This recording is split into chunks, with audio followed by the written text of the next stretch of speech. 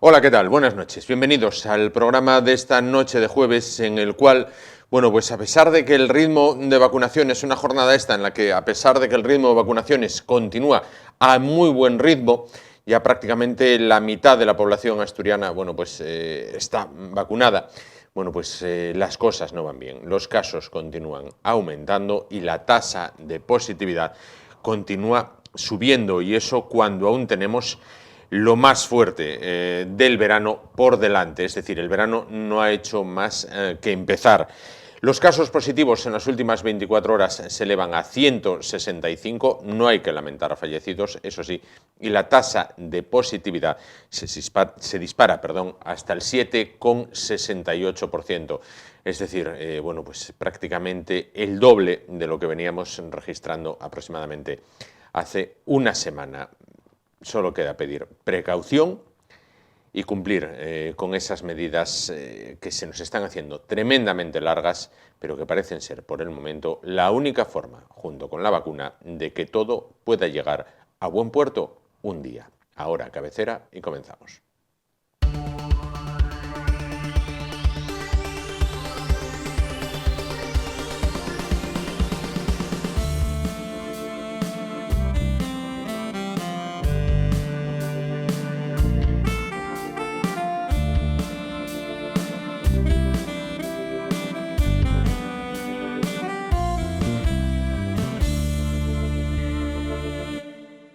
Bueno, pues vamos a comenzar el programa de esta noche y como todos los jueves, bueno, pues vamos a hablar con el médico, en este caso, como todos los jueves, con el doctor Alain.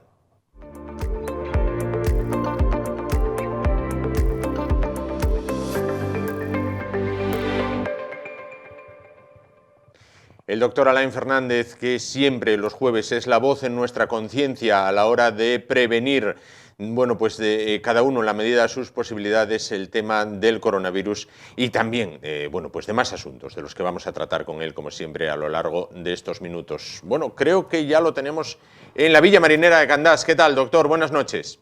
Buenas noches, Juan. Buenas noches a todos los asturianos y asturianas, estén donde estén. Vaya responsabilidad, ¿eh? La voz de la Ahí conciencia, está, madre ahí mía. está. Una voz en la Tanto no quiero conciencia. ser, pero bueno, intento aportar mi granito de arena en este mundo de la salud. Claro que sí, ¿por qué no? Bueno, como siempre le pregunto, los jueves hasta ahora, ¿cómo vamos? ¿Cómo cerramos los últimos 7 días? Mira, no pude ver los datos de hoy, estuve Mm, bastante liado en el día de hoy, sí, pero los de ayer no me gustaron nada. no. Estábamos ya por encima del 5%. El número de afectados ya está pues, en unas franjas que no conocíamos desde hace más de un mes. Mm, Y realmente creo que estamos, no quiero ser pesimista, seré la voz de la conciencia, sí, pero no me gusta absolutamente nada de lo que estoy viendo. nada, ¿eh? No. Coincidimos plenamente. Yo escuchaba el otro día por la radio, decían, ayer lo escuchaba, me parece, o hoy por la mañana, no lo sé, decían, no es tan significativo el número de casos positivos que se dan como el número de ingresados, es decir, de cómo estén los hospitales de llenos o de no llenos. ¿Es así? Claro, el tema es lo de siempre, la saturación hospitalaria. Pero ahora mismo sí me preocupan los infectados, a mí por lo menos por las franjas de edad de las que estamos hablando. Mm, Estamos hablando de 12 a 29 años. sí. O sea, gente no vacunada, gente que seguramente tendrá en menor incidencia, porque es gente joven, Mm, su ingreso hospitalario, pero gente que podrá contagiar. Y poco de ellos seguramente llegan a la UCI, gracias a Dios. claro. Pero realmente estamos en un momento muy delicado de la pandemia, porque esto todavía no ha terminado, ¿eh?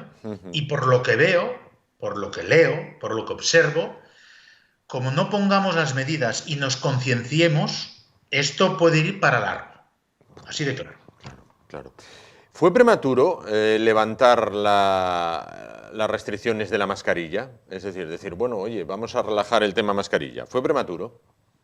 Acuérdate lo que te dije yo Sí, antes de que el gobierno dijera que habría que quitarse las mascarillas. Se podía quitar unas mascarillas a partir del 26 de junio. Acuérdate que aquí mismo lo que hice sí. fue, además, Poner. quitarme. Y hoy voy a hacer un gesto muy simbólico. ¿Sabes cuál es mi recomendación? Adelante. Esta. Claro, claro. Sí.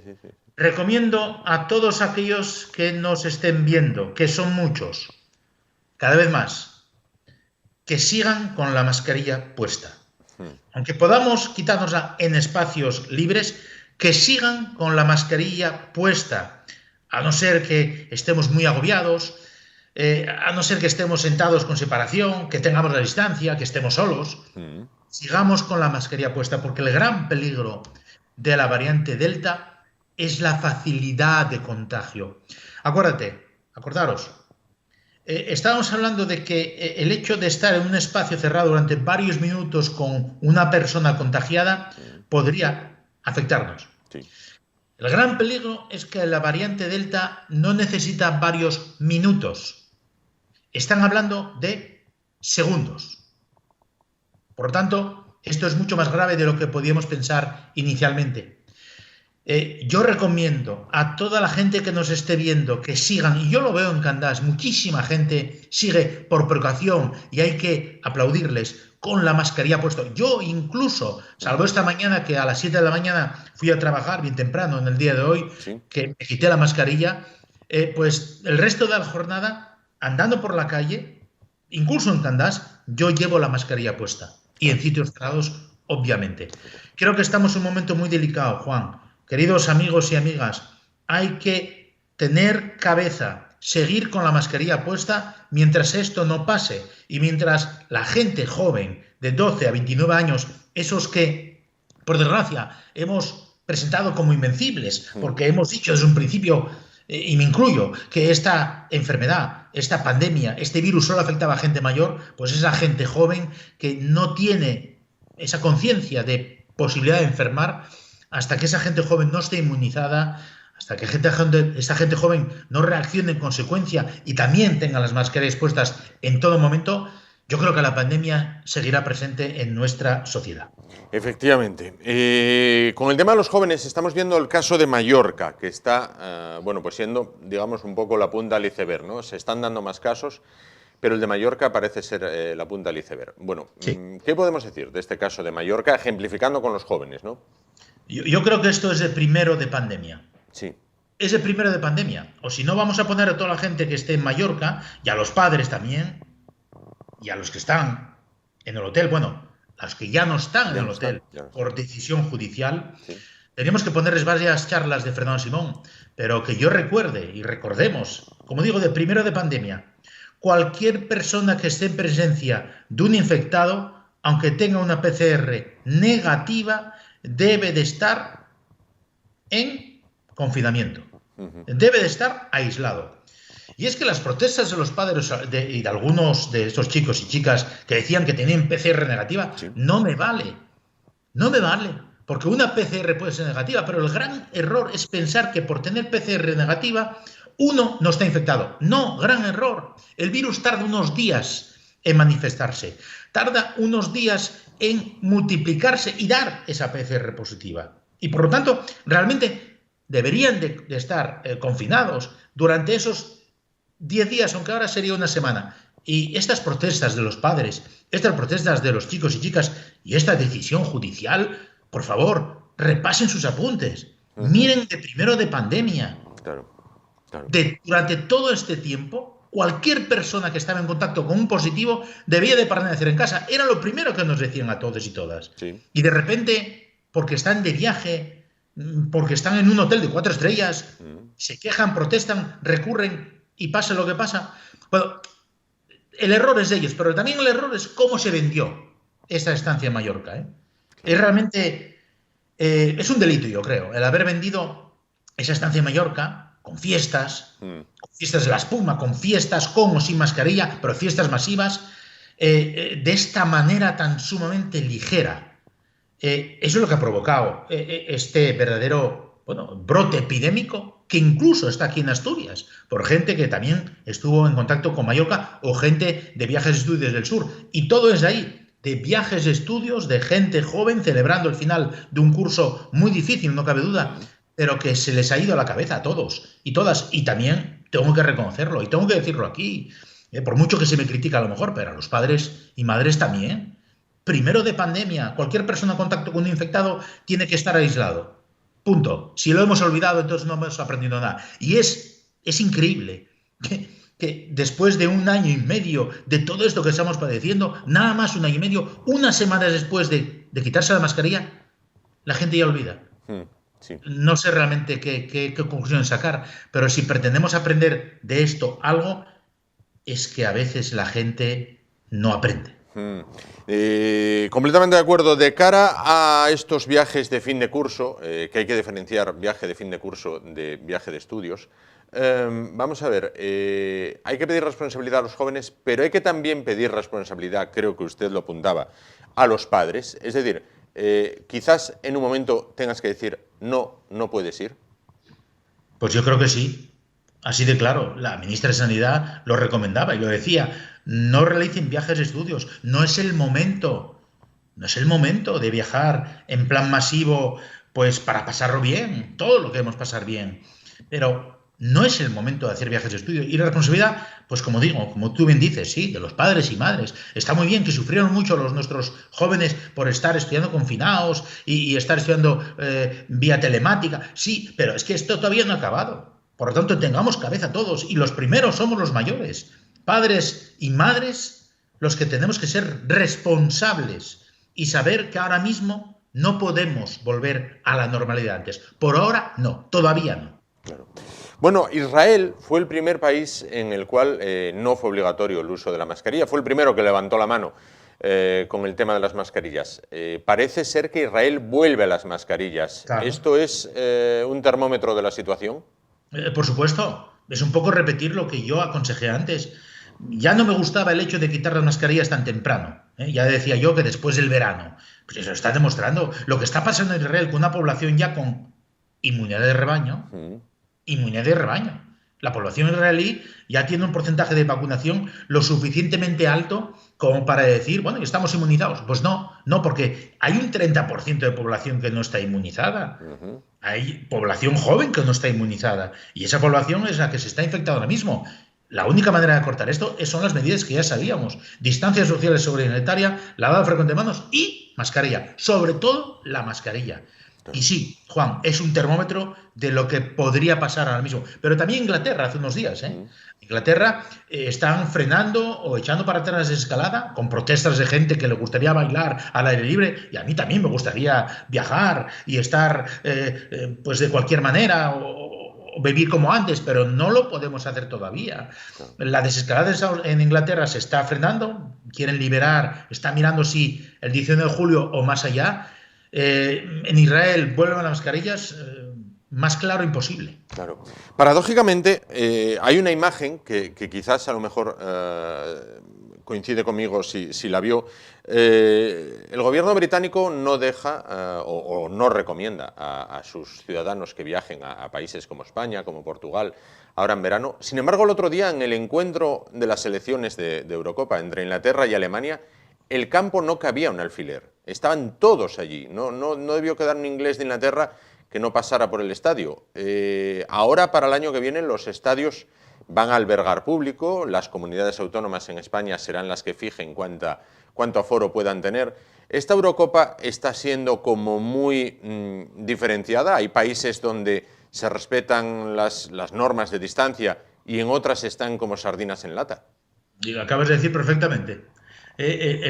Los extremos son a lo mejor lo que vimos en la Cartuja, con la gente distanciada, bueno, con la mascarilla más o menos bien puesta, las cosas como son, y luego lo que vimos en el Puskás Arena de Budapest, un campo al 100% lleno y mascarillas brillaban por su ausencia.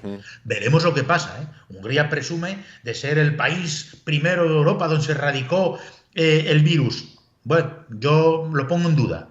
Veremos, esto no lo podemos ver ahora, pero veremos si consecuencias de esa laxitud de normas en algunos campos hay rebrotes, y esos rebrotes, ojo, van a repartirse muy bien por toda Europa, porque realmente esta Euro 2020, con ese concepto de, que a mí me parece bien, de estar jugando en varios países, en varias ciudades, pues a lo mejor el experimento puede resultar fallido si realmente hay focos de infección y puntos de contagio, y tanto criticar nosotros ahora mismo o hablar de la gente joven, igual nos sorprendemos con que la gente mayor también por no hacer lo que tiene que hacer y por estar viviendo con pasión un partido de fútbol, se olvidan de las normas y pasa un rebrote. O sea que veremos, veremos aquí unas semanas cuál es la evolución, porque la Euro termina el 11 de julio. Sí, sí. ¿España viaja hasta San Petersburgo o ya se encuentra en San Petersburgo para mañana medirse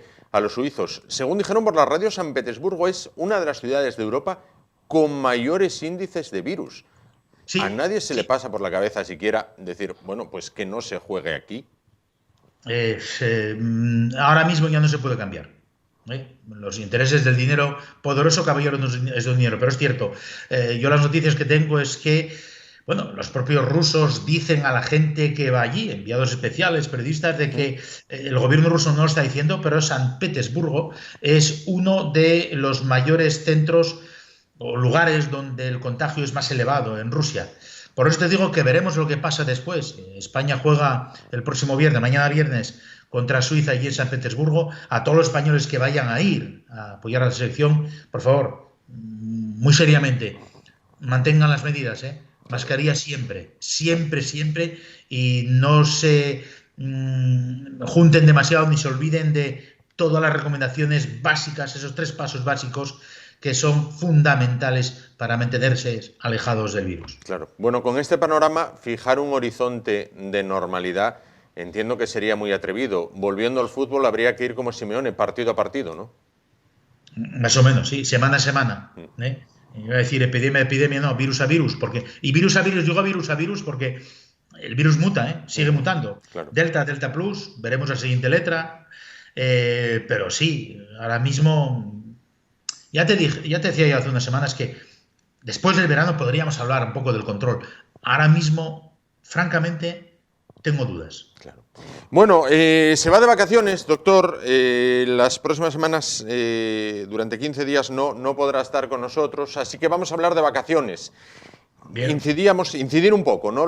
Porque hay más gente que también está ya preparando la maleta y demás, mucho turismo nacional este año, poca gente la que va a salir afuera, nos decían el otro día desde las agencias. Bueno, recomendaciones a la hora de salir, ¿qué hay que tener en cuenta? Más allá de mascarilla, distancia, lavado de manos con el gel hidroalcohólico, bueno, utilizar el sentido común quizás. Sí, la base de todo lo que acabas de decir, el resumen perfecto es tener sentido común, disfrutar de las vacaciones, pero con sentido común. Ya ves que yo esta semana ni siquiera tengo americana, tengo una camisa ligera, porque bueno, no hace tanto calor, pero hace un poco bochorno, ¿no? A la gente que vaya al sur, pues eso, la mascarilla muy importante. Nunca sabemos con quién nos podemos encontrar que esté a lo mejor infectado. Aunque estemos vacunados, tengamos precaución, disfrutemos, tengamos ropa ligera. Hay que pensar en alimentarse adecuadamente, que voy a decir yo que en verano no pueda uno hacer de alimentarse adecuadamente, pero hidratarse también adecuadamente, protegerse la piel, como os he dicho, con la crema solar, disfrutar, relajarse, cambiar el chip, pero ese chip cambiado nunca podemos dejar de lado la precaución de que la pandemia sigue presente. Intentar cambiar de hábitos, puede que sí, pero siempre con esas 3 condiciones, de esas 3 normas básicas para protegernos del virus. Aunque estemos vacunados, insisto, aunque estemos vacunados. Porque si nosotros estamos vacunados, daremos un ejemplo a todos los que nos rodeen, que algunos pasan de todo, otros pues aprenden y se dan cuenta y ven que, bueno, pues uno sigue con la mascarilla puesta, pues vamos a seguir con la mascarilla puesta. Claro. Yo lo que creo es que la gente tiene que resetear el chip, no precipitarse. No pensar que la semana que viene, el 19 de julio, el 1 de agosto, por cierto, Festival de la Sardina que no va a haber en Gandás, pero bueno, no hay que ponerse una fecha para volver a la normalidad. Hay que ir poco a poco. Lo que tenemos que aprender, yo creo que a esas alturas teníamos que haber aprendido de la pandemia, es que esto va para largo. Esto va para largo, pero si todos somos prudentes, si todos tenemos esa mentalidad de protegernos y de proteger a los que nos rodean, podremos vencer a la pandemia. Pero la pandemia se vence con la vacunación, se está demostrando, ¿no? Y esos brotes que aparecen porque la gente se relaja y se olvida de que el virus sigue presente en nuestras vidas, en nuestro entorno, la gente con la que a veces nos encontramos y que pensamos, no, este cómo va a estar infectado. No, ahí es el error. Claro. Cuando nos encontramos con las familias, los amigos que vienen de otro sitio y nos quitamos la mascarilla directamente, no. No, estemos seguros solamente de la gente que estamos con la que convivimos, de las que estamos seguros, que sabemos que está vacunado o no. Pero todos los demás, con precaución. Y no es cuestión de mantener las distancias, es cuestión simplemente de ser prudentes, de disfrutar del momento, que es lo importante, de relajarse, pero siempre con conciencia y con mentalidad de que la pandemia la vencemos todos con las vacunas y con las precauciones ya establecidas. Bueno, puede decirse más alto, pero no más claro en este caso. Antes de irnos y de desearle unas muy felices vacaciones y emplazarle para la vuelta, cómo no, un pronóstico para España mañana. Que sé que... Sí, tiene que darme un pronóstico porque la otra vez yo dudaba, con Croacia yo dudaba mucho además, y me dijo el doctor, no, ya verás, vamos a salir adelante. ¿Qué pronóstico para esta vez? No voy a dar un pronóstico de goles, soy muy malo para eso, pero ya te había dicho que íbamos a marcar goles. Sí. Y lo bueno y llamativo de esta selección, aparte que es una selección joven, desenfadada, con cabeza y con talento, es que no hay un goleador, no. Hay 24 goleadores, incluyo en este caso, 23, incluyo en este caso, por desgracia, al portero, que el otro día por desgracia se metió un gol en propia puerta. Es una broma. Pero lo más llamativo de esa selección es que todos los que forman parte del equipo, en un momento determinado, pueden llegar a matar gol. Y eso es lo bueno de esta selección. Y como te digo, es una selección muy joven. Tenemos el antecedente, antes de entrar en directo, habíamos hablado tú y yo por teléfono diciendo que sí, que Suiza nos ganó en el Mundial del 2010 con aquel gol un poco... accidental. Totalmente accidental, que se lo digan sino a Piqué. Sí. Pero yo tengo fe en esa selección. Sí. Tengo mucha fe en esa selección por la cabeza y la frialdad y la sangre fría con la que han jugado el otro día contra Croacia y la seguridad en sí mismos. Es realmente llamativo que gente tan sumamente joven tenga tanto talento y tenga tanta capacidad de superarse a sí mismo en un campo en 90 minutos. Bueno, en este caso en 120. Pero yo, sobre todo, y a lo mejor soy criticado por esto que voy a decir, pero yo, de quien me fío sobre todo, es del líder de ese equipo. El líder de ese equipo se llama Luis Enrique. Sí. Es un entrenador asturiano y la verdad es un orgullo ver a gente como Luis Enrique, Fernando Alonso, estar a esos niveles en una región, saliendo de una región tan humilde y tan pequeña como la nuestra, ¿no? Dejan la bandera de Asturias muy alta. Y, por cierto, el otro día, contra Croacia, vi 2 o 3 banderas de Asturias y siempre que veo en un campo donde juega la selección alguna bandera asturiana, casi siempre España gana. Pues esperemos que continúe la racha, que continúe el talismán de la bandera asturiana, que se vea por allí por San Petersburgo con todas las precauciones, el que la lleve, obviamente, y que podamos continuar adelante, a ver hasta dónde en este campeonato europeo. Doctor, muchísimas gracias, muy felices vacaciones, merecidas sin duda, y a la vuelta, pues hablamos, porque nosotros hasta el 31, me parece que lleva 31 julio, días, hasta el 31 de julio, aquí estaremos. Con lo cual, le esperamos con los brazos abiertos, por supuesto. Será un placer volver a vuestro seno, querido amigo Juan, y al seno del programa YE. Un saludo y sí, voy a intentar desconectar. Efectivamente. Y volveré. No cabe duda que volveré, como dijo MacArthur. Como dijo MacArthur, me marcho pero volveré.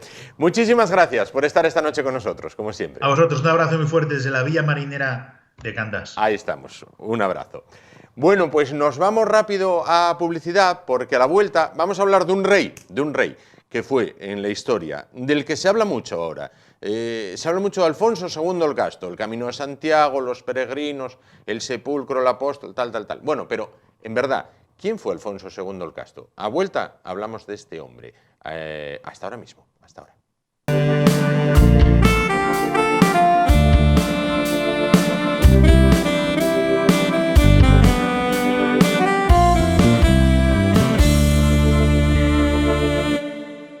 Bueno, abandonamos los temas que tienen que ver con la medicina y con la salud para centrarnos en un paseo por la historia.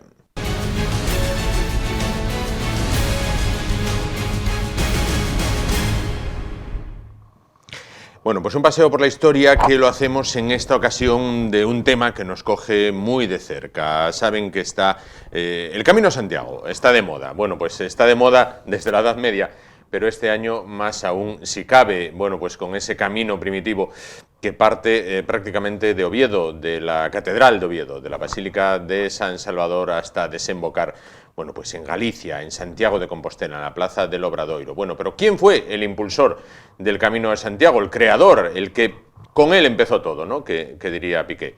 Bueno, pues fue el rey Alfonso II el Casto, del cual se habla mucho durante las últimas fechas. Oviedo ha puesto el Camino a Santiago como una de las bazas principales para captar turistas, e incluso hasta se recrea la figura de este rey de la monarquía asturiana. Pero ¿quién fue? ¿Cuándo reinó? ¿Qué hizo? A ver, ¿qué sabemos acerca de Alfonso II el Casto? Pues vamos a saber un poquito más de la mano del profesor de Historia, José María Rodríguez. ¿Qué tal? Buenas noches. Hola, buenas noches. Bueno, ¿quién fue, cuándo reinó, en qué momento Alfonso II el Casto? Bueno, mira, yo te voy a decir, para mí fue el rey más destacado de la monarquía asturiana y... Junto con Pelayo, entiendo. Bueno, sí, pero Pelayo sabemos por qué fue, pero es que lo que hizo Alfonso tuvo una iniciativa de mucho más alcance que la de Pelayo. Pelayo fue el fundador y el héroe de Covadonga y tal, pero el reino Astur. Pero las iniciativas políticas de Alfonso, Alfonso II, fueron de muchísimo calado y puede decirse que llegan casi hasta nuestros días. Yo lo consideraría una de las figuras de mayor trascendencia de por lo menos toda la alta Edad Media hispana. Y bueno, él tuvo una vida larga y un reinado largo. Vivió más de 80 años, reinó más de 50 años, a finales del siglo VIII y primera mitad del siglo IX. Y bueno, bien, a ver, él era, vamos a ver, no vamos a hacer ahora toda la genealogía de los reyes asturianos, pero vamos a situarnos en Silo. Silo, que era el que envió la capital a Pravia. Después de Silo vino Silo, que está casado con Adosinda. Luego vino Fruela, y casado con una vasca, Munia, que no son los padres de Alfonso. Bien. Y bueno, bien, él ya tuvo, desde muy joven ya tuvo responsabilidades políticas, una especie, bueno, como en aquella época no había ministros o algo así, pero bueno, una especie de el que llevaba los asuntos del palacio en tiempos de su padre, Fruela. Bien.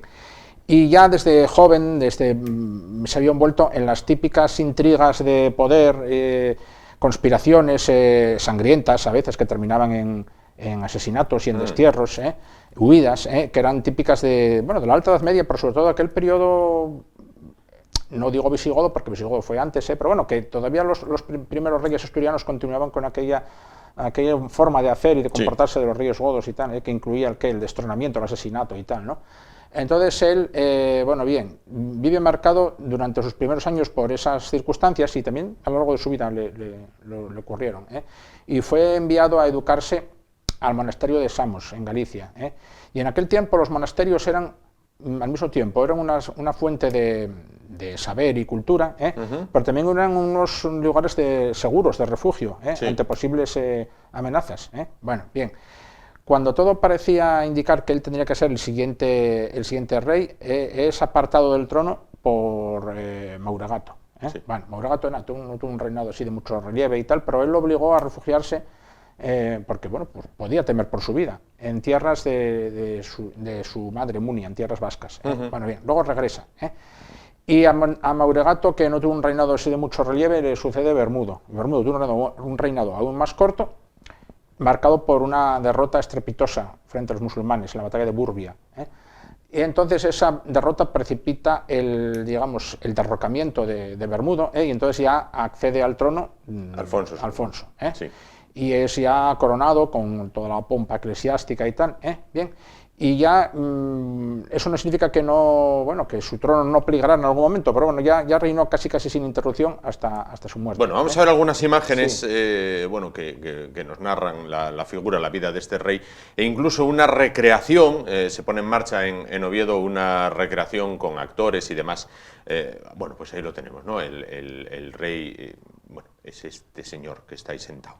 Bueno, en este caso. Bueno, decíamos, traslada a la capital. ¿A dónde? Sí, ¿A Oviedo? Sí, Oviedo. A ver, y te comentaba yo antes que fue un rey que tuvo grandes y de calado, iniciativas políticas. La primera gran iniciativa política de gran calado es trasladar la capital a Oviedo, que hoy en día nos parece lo natural que Oviedo sea la capital, pero bueno, en aquel tiempo todavía no estaba así establecido. Sí. La capital había estado primero en Cangas de Onís, después en Pravia, pero bueno, Oviedo sí parecía reunir y reúne los, digamos, requisitos pues de centralidad, posición estratégica desde un punto de vista militar, desde un punto de vista estratégicamente, desde un punto de vista también económico y logístico, es el cruce de rutas que entran, que van hacia Gijón, que van hacia la meseta. Sí. Bueno, bien.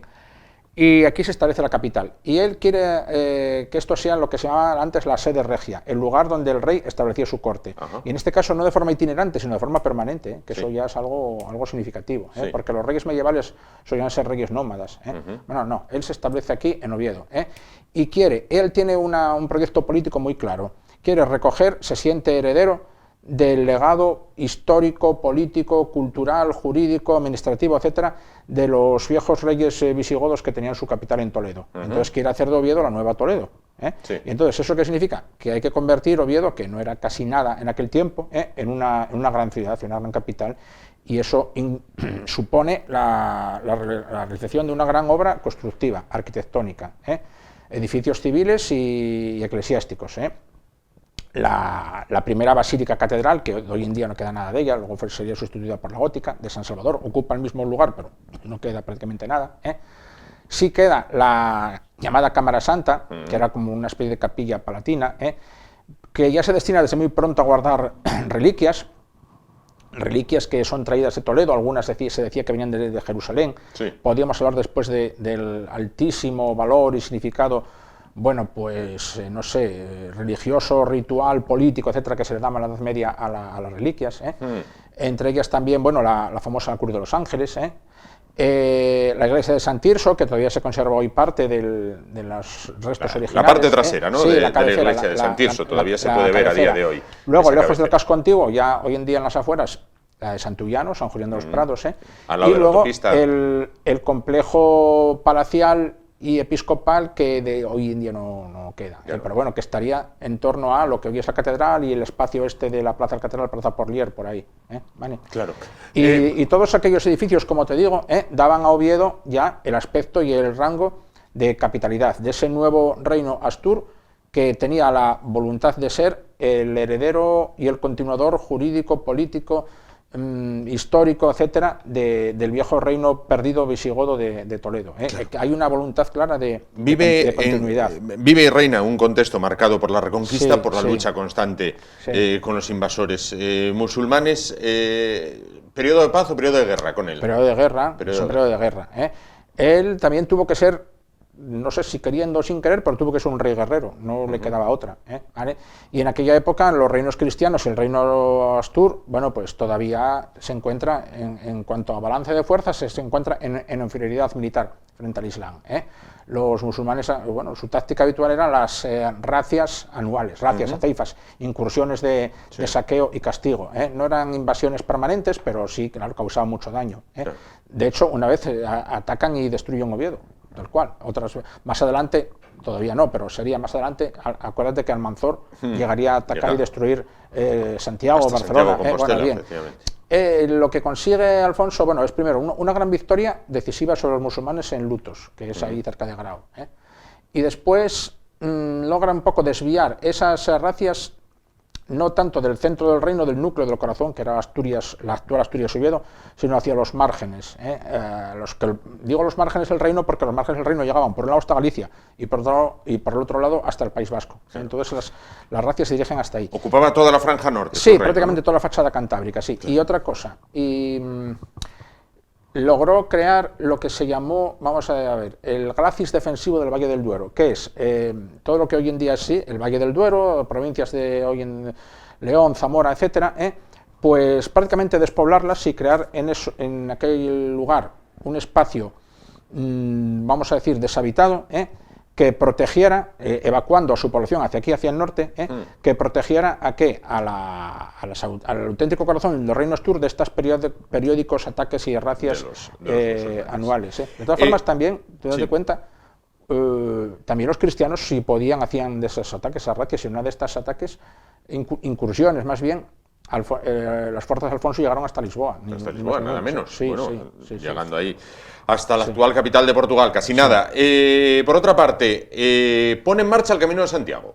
Él es el que dice, bueno, vamos a hacer esto, ¿no? Sí, a ver, hablamos antes del tema de las reliquias. Sí. La Edad Media, bueno, se aunaban devoción y superstición. Entonces, cualquier resto de personaje bíblico, santo, etcétera, tenía un resto humano o material, ropa incluso. Sí. Bueno, bien. Y no te digo nada ya, una tumba completa. Claro. Tenía un valor religioso y devocional incalculable. La gente creía realmente en el poder, no sé, salvífico y sanador de aquellos restos, y acudía desde muy lejos hasta a verlos, tocarlos, estar en contacto allí, rezar ante ellos. Bueno, bien. Y entonces, allá por en torno al año 820-830, unos especie de monjes o ermitaños o lo que fuera, dicen ver unas luces ahí en un terreno ahí cercano a Iria Flavia, lo que hoy es la provincia de Pontevedra, y acuden en donde debía haber una necrópolis romana. Y sí, allí hay como una especie de mausoleo, un sarcófago y tal, y acude el obispo del lugar, y bueno, que el obispo dice o certifica que aquellos restos allí hallados, aquella especie de túmulo, que debía sin duda pertenecer al apóstol Santiago, y ya nadie lo pone en duda. Y ya nadie más lo puso en duda. Y ya está, ahí está. Y entonces, bueno, eso inmediatamente el rey se le notifica y él acude allí y también participa de... Un momento, con toda la corte. más allá de la devoción que tiene, lógicamente, bueno, pues visitar la Catedral de Santiago, dar el abrazo al apóstol, Santiago Apóstol, patrono de España, bueno, todo esto. En la Edad Media, el que lograra poner esto en marcha era un negocio tremendo para la ciudad que lo albergara. Bueno, lo es hoy y en aquella época también, salvando las distancias, Claro. porque la gente acudía gente de todo tipo y condición, y de lugares muy lejanos, y acudían, bueno, vagabundos y gente mísera, pero también acudían nobles y burgueses, y ahí se movía dinero, se movía influencias, se movía poder, claro. Y luego, bueno, no te digo nada. ¿Y qué más querían reyes, obispos y burgueses y todo? Que su ciudad, su reino, su camino se convirtiera en una vía de estas de máxima atracción. Bueno, entonces... Y entonces el rey ya, no sé si consciente de eso, que voluntariamente ya acude allí él en persona con su corte e impulsa, claro. Impulsa además el camino que no es que termine en Santiago, es que pasa por Oviedo. ¿Vale? Y entonces relanza también Oviedo, porque es en ese momento también cuando se, digamos, no sé cómo decirte, se impone la frase, creencia, etcétera, esta de quien va a Santiago y deja sin ver al Salvador, deja sin ver, ve al criado. Quien va a Santiago y a Oviedo Señor. no visita al siervo y no al Señor, en este caso. Vale. Decíamos, impulsor del Camino de Santiago, tiene una visión bueno, pues, política y económica con el tema. Y luego hay un dato que me parece tremendamente curioso, que se casa con una hija de Carlomagno, que era como el non plus ultra de la época. Bueno, claro, sí. O sea, es como si se otra iniciativa política quizás el más poderoso de la época y logra casarse con una de sus hijas. Otra iniciativa política de gran trascendencia es el establecimiento de relaciones diplomáticas, casi, no sé si sería mucho decir, de igual a igual, con el Imperio Carolingio, con Carlomagno, que era el mayor reino cristiano de aquel tiempo. O sea, es como si diríamos hoy Estados Unidos, en una palabra. Y mandan a menos que 3 embajadas a la corte de Carlomagno y tal, y bueno, luego lo que tú dices. Se casa con una hija de Carlomagno, pero no hay descendencia, ¿no? Porque al hombre le viene el sobrenombre del Casto. Del Casto. A ver, no sabemos hasta qué punto eso es así o no. Lo que sí parece que no debió tener hijos, o no se registran hijos, o no se da cuenta de hijos, y así pasó a la historia con ese nombre. Claro. Bueno, si Carlos III es el primer alcalde de Madrid, Alfonso II el Casto es el primer alcalde de Oviedo. Sí, vamos a decir que sí. Bueno, impulsor de la capitalidad de Oviedo en el reino asturiano, impulsor del Camino de Santiago, vencedor de musulmanes, alejando, bueno, pues ese peligro que representaban siempre, llega hasta Lisboa, se casa con una hija de Carlomagno, no tiene hijos. ¿Quién le sucede? Le sucede ya a Ramiro I. Ramiro I. Sí. Una duda que tengo yo. Hay una polémica con Nepociano y tal, pero bueno, no llega a ser Nepociano el rey y tal. Ajá. Sí. Una duda que tengo yo. Cuando en la genealogía de los reyes españoles decimos Alfonso X el Sabio, Alfonso XI, Alfonso XII, Alfonso XIII, si echamos los números hacia atrás, ¿proceden de este número, de Alfonso I, Alfonso II, o ya son una dinastía aparte? No, son dinastías aparte. ¿no? Ajá, son dinastías aparte. No, a ver, es que... No empiezan a contar desde estos, ¿no? Los Alfonsos. Es que también hubo Alfonsos en Aragón, hubo otro Alfonso II en Aragón también. Entonces ahí habría que ver cómo es la prelación entre unos y otros y tal. Pero date cuenta que aquí no se unifican los reinos hasta con los reyes católicos. Entonces aquí tuvimos en un momento dado 4 o 5 reinos a la vez, cada uno con sus reyes, y podían coincidir. A ver, por ejemplo, había Juanes en Castilla y Juanes en Aragón. Y Juanes I, Juanes II, es un poco complicado. Bueno, pues ya sabemos un poquito más acerca de quién fue Alfonso II el Casto. Bueno, pues quizás, como nos decía nuestro invitado, el más sobresaliente de los reyes de la monarquía asturiana, de la que tampoco sabemos, bueno, pues es paradójico, sabemos más. Sí, son años oscuros, sí. Yo creo que aquí se cumple el tópico de que la Edad Media era una época alta, Edad Media oscura, porque todo lo que sabemos es a base de crónicas repetidas y copiadas y interpoladas y tradiciones orales y cosas de esas. Sabemos más del rey Arturo que de los reyes de las tradiciones de la monarquía asturiana. También, otra cosa te digo, otro personaje de película también. Alfonso II, hay tantos. A ver los ailos, el caso ya rodala, la película en este caso. Bueno, pues llegamos así al final de esta entrevista, nos vamos a publicidad y en un momento vamos a hablar de Trubia. Bueno, ¿por qué? Porque Trubia es una población tremendamente importante en el concejo de Oviedo.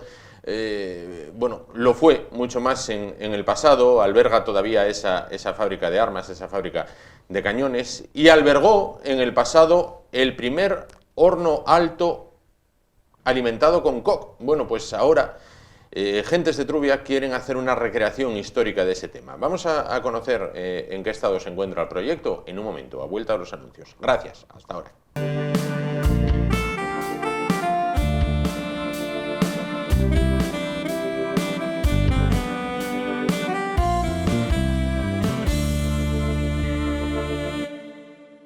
Bueno, vamos a continuar el espacio de esta noche. Vamos a ir ya con lo que es la recta final del mismo. Bueno, vamos a hablar a continuación de una historia singular. Vamos a hablar de una historia singular, de una población singular y de una infraestructura, de una fábrica, bueno, pues también singular. Vamos a hablar de Trubia. Bueno, pues Trubia, demográficamente hablando, quizás sea la segunda población del concejo de Oviedo. Si no lo es, al menos lo fue. La fábrica de armas o la fábrica de cañones de Trubia, bueno, pues fue un centro en el que llegaron a trabajar más de 4.000 operarios. Ahora no se llega a los 400 siquiera. Claro, la mecanización también influye en esto. La fábrica de armas de Trubia fue pionera en varias cuestiones, no solo en España, sino en Europa y también podemos hablar a nivel mundial, fundada por el general Elorza, bueno, que no era de estos que ahora se les quitan las calles, no, al general Elorza todavía se le mantiene la calle, no entró en esa denominación, bueno, porque era de otra época, claro.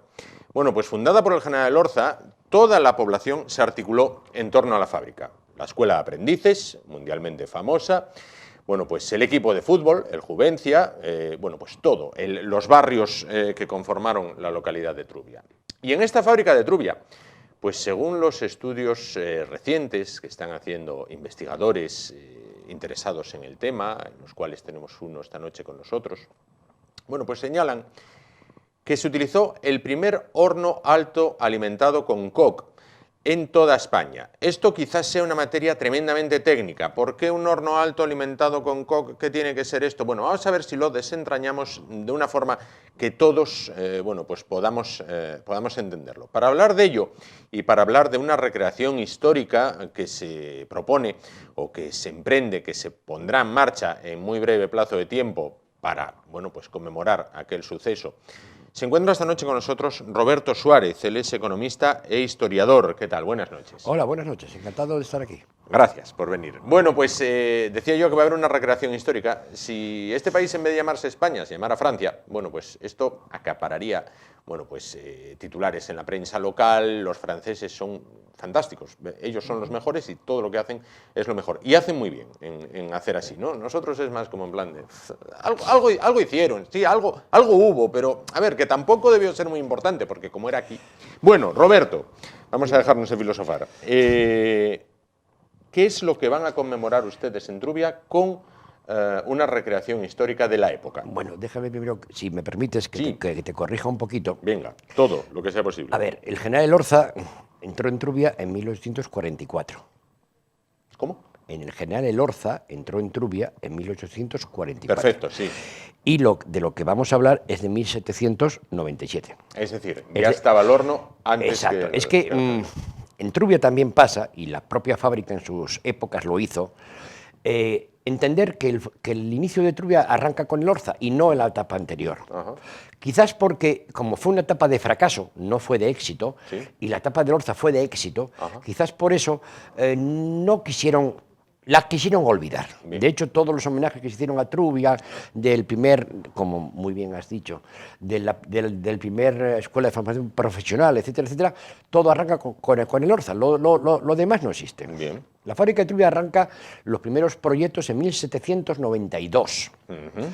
Ahí empieza a estudiarlo el Consejo de Estado, empieza a pensar que hay que construir una fábrica que funda Concoc, que luego explicaré qué es Concoc. Incluso mandan una persona, que ese es el que decidió que la fábrica estuviera en Trubia, que es un ingeniero de marina llamado Fernando Casado de Torres, que le mandan que visite las montañas de Santander y las montañas de Asturias para buscar un emplazamiento para una fábrica de municiones gruesas, como se llamaba, sí. concretamente una real fábrica de municiones Sí, gruesas. sí. Esa real fábrica, ese señor dice, el punto ideal para construir, visitado todo eso que dije, Santander y Asturias, el punto ideal para construir esa fábrica es la confluencia de los ríos Trubia y Nalón, y ahí se crea la fábrica. Hablamos de 1794. Correcto.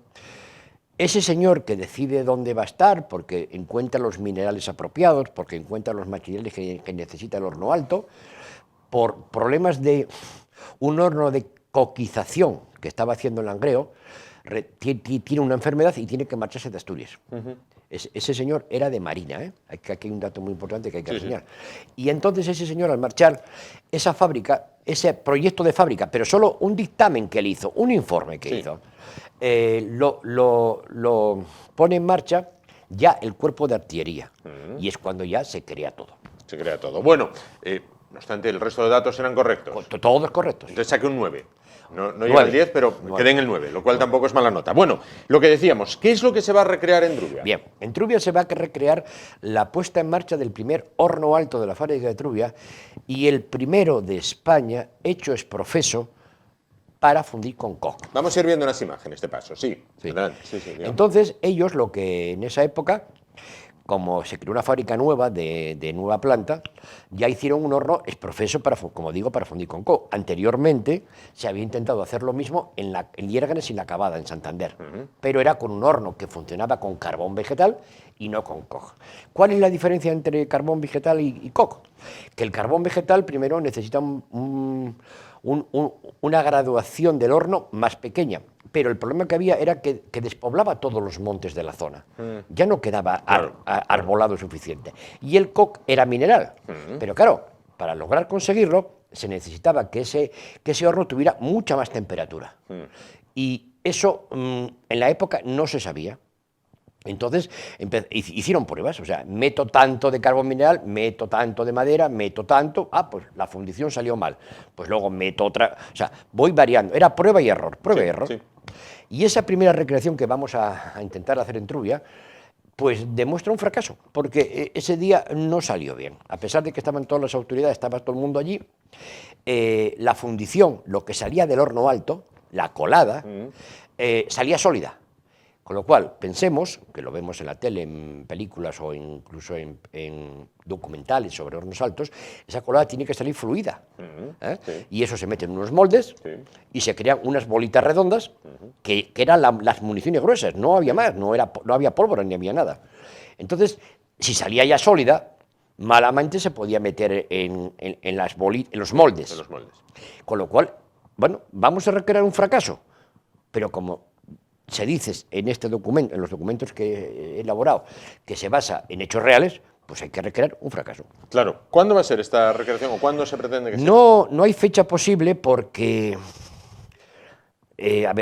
todo el mundo va a empezar con actos, si la pandemia no lo permite, a partir de septiembre.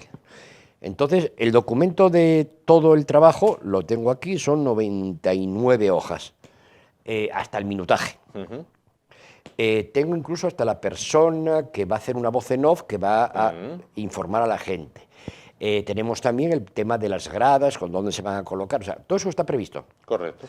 Ahora lo que hay que buscar, lo que estoy empezando a buscar es financiación para el acto. Claro. Ya he hablado con el Ayuntamiento de Oviedo, he hablado con Delegación de Defensa, he hablado con la Marítima de Gijón. Comandancia Marítima. Correcto. ¿Por qué? Porque, sí, lo dije antes, ese primero que decidió que la fábrica estuviera en Trubia era marino, no era de artillería. Claro. Delegación de defensa. Todos muy bien. He estado también hablando con el Corte Inglés, Sí. con entidades de Trubia, Industrias Doy, Sí. Química de Nalón, Sí. hombre, y por supuesto y fundamental, General Dynamics, que son Los actuales inquilinos de la fábrica, ¿no? Entonces, todo eso, pero a todos los que he hablado les he explicado el proyecto, pero no les he dado presupuestos concretos porque no los tenía. No, Ahora los empiezo a tener y, por lo tanto, si todo va bien y todos colaboran y el verano y las vacaciones no impiden que nadie que quiera colaborar pueda hacer un trámite porque, bueno, pues los directivos estén de vacaciones, se haría a finales de septiembre, principios de octubre. Correcto. La actual Trubia tiene poco que ver con la Trubia de los Coroneles. Por supuesto. Poquito. La Escuela de Aprendices actualmente es un instituto de educación secundaria, un instituto público de educación secundaria.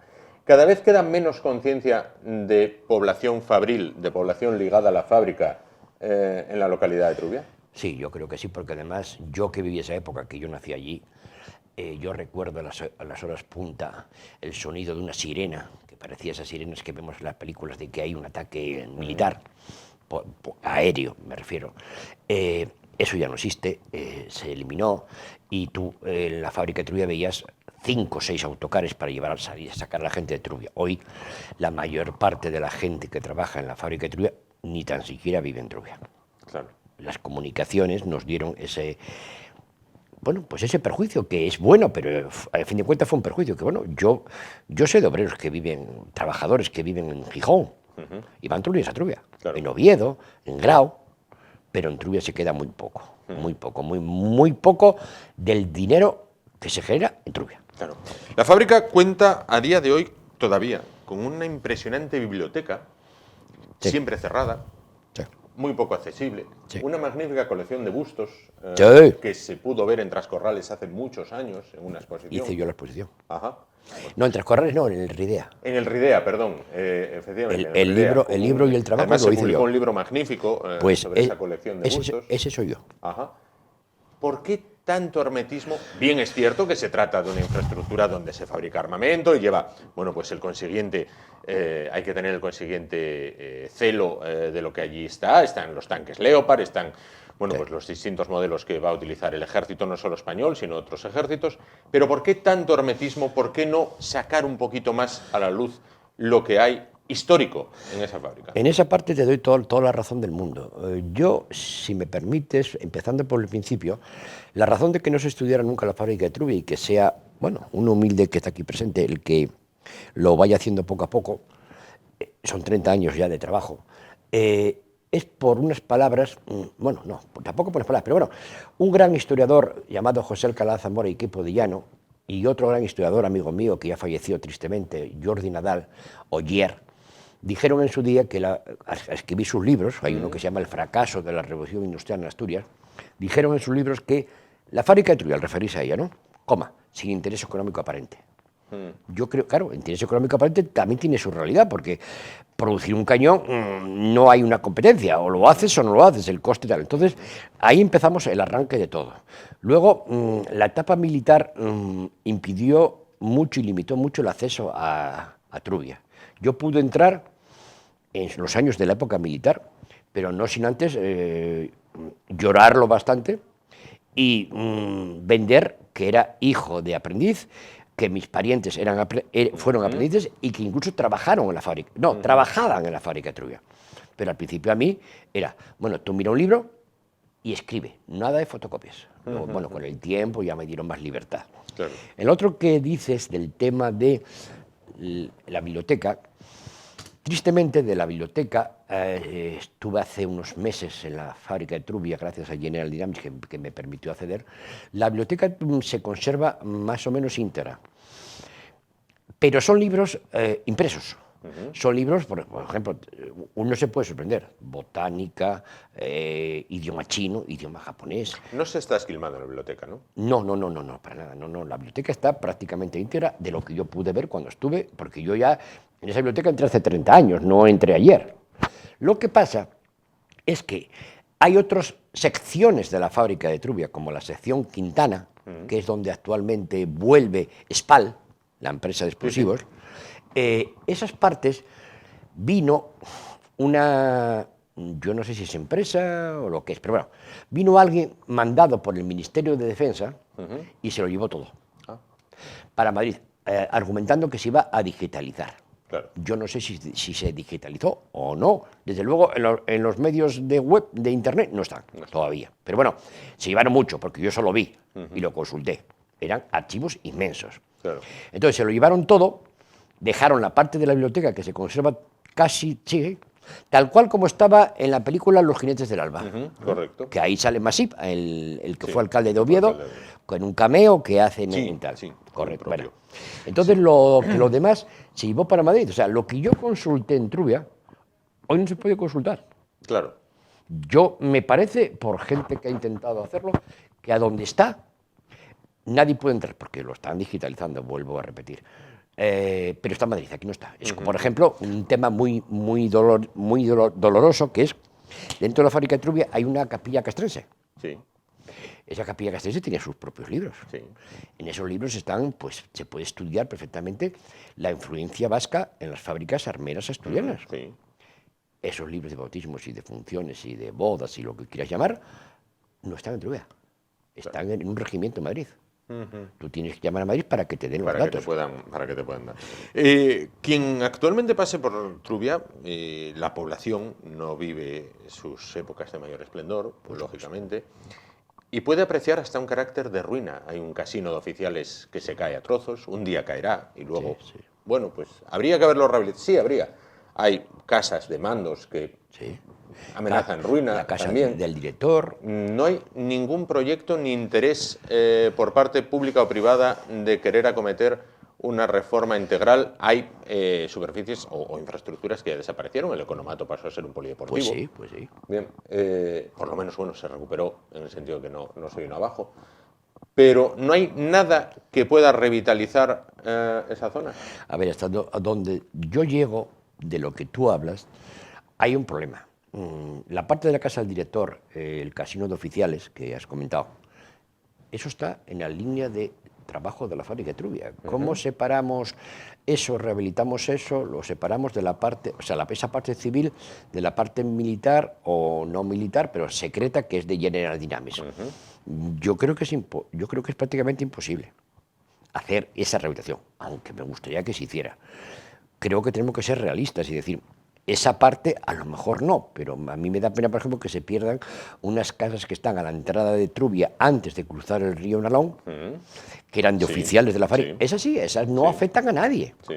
Pero yo... Comidas por la maleza, en gran parte. Pues no, totalmente. Sin cristales. Menos una, pero totalmente. Las demás, totalmente. Otras que se llama del Puente de los Señores, que había unas casas ahí preciosas. Allí lo llamábamos el Vasco, donde llega la Fede. Sí. Esas también se pueden rehabilitar. Yo, las que tú has hablado en concreto, les veo el problema de que, bueno, la fábrica de Trubia está, según llegamos a Trubia, primero están esas casas, luego está la carretera de Villarín y luego está la fábrica actual. Pero ellos pasan por ahí, porque tienen más instalaciones después de la capilla castrense. Entonces, correcto. Yo esas las veo más complicadas, pero que se puede hacer, sí. Ahora, claro, ¿quién lo paga? Creo que aquí hubo un 1% cultural para Trubia hace ya tiempos. En el gobierno, creo, si no recuerdo mal, fue de Cascos. Pero que luego de algún modo se retiró, no salió, no, eso ya no lo sé. Yo ahí no intervine en nada, no lo sé.